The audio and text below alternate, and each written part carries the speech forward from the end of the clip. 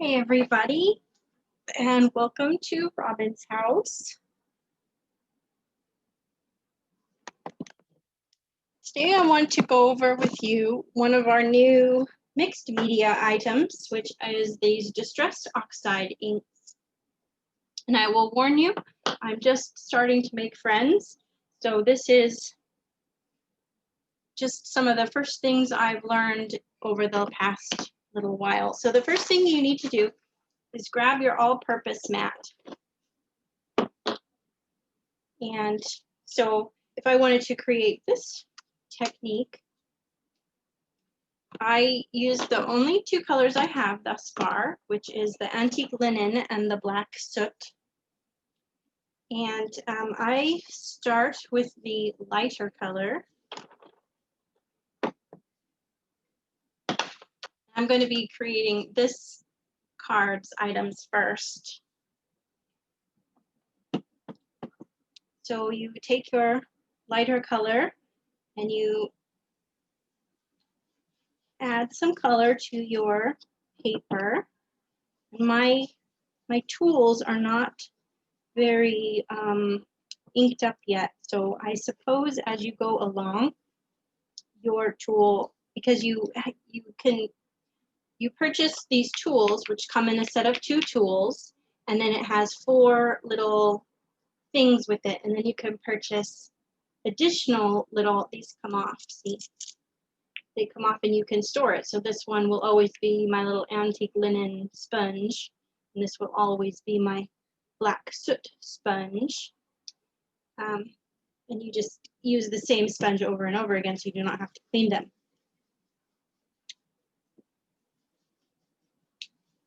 So I am adding, and as I go, I will continue to keep it in a circle so it blends as it's blending even. Now I'm ready to add my black.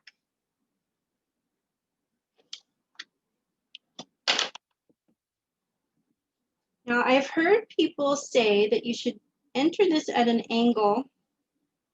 I'm not sure I completely understand what that means, but I have found when I attack it just straight that I get a round shape that I'm not super happy with. So I sort of understand what they're saying. So anyway, I'm trying to create a light middle and a dark edges. So as I continue to move around, my black, the dark spices, kind of smooth out. And you can see that my light space is getting smaller and smaller. So once I've taken all of my black ink and blended it as much as I can, I'm going to be done with my black ink, and I will get out my light ink again. So now I'll go over and I'll blend the edges back in, so you can see I've lightened up this section quite a bit. Now it's starting to look foggy and graveyardy, and something that's much more what I'm looking for. So this is getting quite ghostly.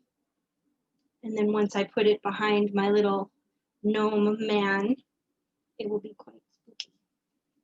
So then we just do the same thing, only on a smaller scale.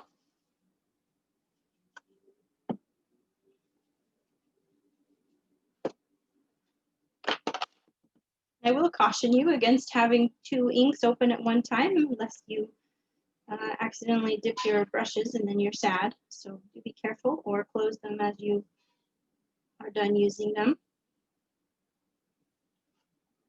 So I'm done with my black, and I'm going to go back over with the gold again and try to get that smoky look back. So there we go. This one is ready to put the Happy Halloween on there, and this one is ready to go behind the little man. And then another technique that I did, well, I suppose it's the same, but it's more on the ombre side of things. So, and that is starting at one end with one color and then merging along to the top.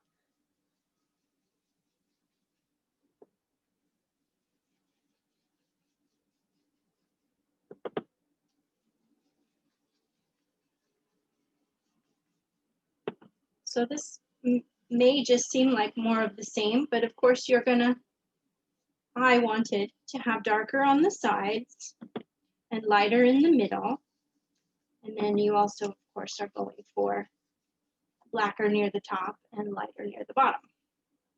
So I'm going to stop with my light color for now. And then I will go with my dark color and start working on the top.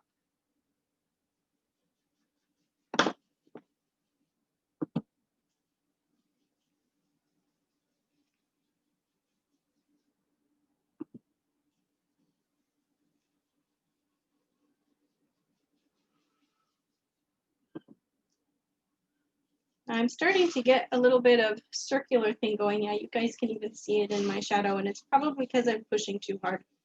I'm trying to go quickly, so you're not having to wait so much, and it's making me create that. So I will try harder to stop doing that. Okay, so now I have a space that I can start working with. So I will spread the ink that I have so far.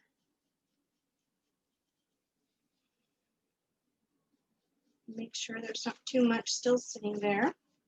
Now I will go back to my linen color again. So the nice thing about this that I like blending is it's a little bit hard to make a mistake, because if you do something you don't like I'm not terribly fond of this. Let's see if we can buff some of that out of there.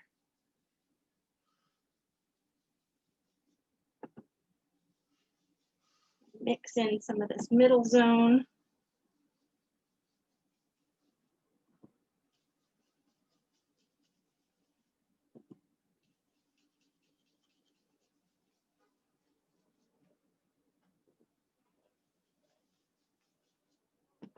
And I've got quite a little line there, so I'm going to see if I can blend a little bit more here. And it's starting to come into shape a little bit. And the nice thing about it is, depends on what you're going for. And look at how you can lighten up those corners, and now it's getting that really smoky look of the double blending. This is looking pretty, very Halloween-y.